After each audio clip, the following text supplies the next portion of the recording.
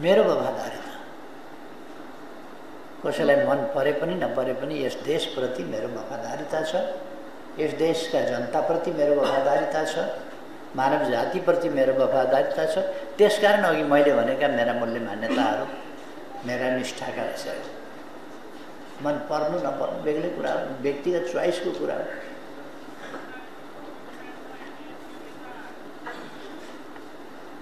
त्यसो भएर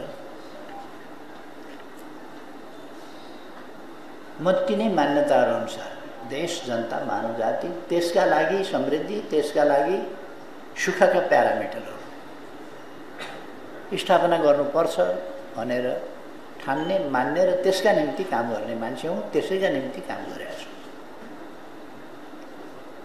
मैले देशलाई अगाडि बढाउनका निम्ति काम गरेको छु, डेमोक्रेसी ल्याउनका निम्ति काम गरेको छु, शान्ति स्थापनाका निम्ति काम गरेको छु।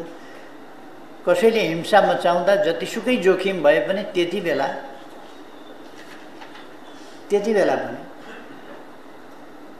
कसैको साथ पाइन्छ कि पाइँदैन भन्ने भन्दा पनि सत्य के हो त्यसमा हिँडेको छु र असत्यको विरोधै गरेको छु। ज्यान जोखिममा राखेर विरोध गरेको छु र मेरो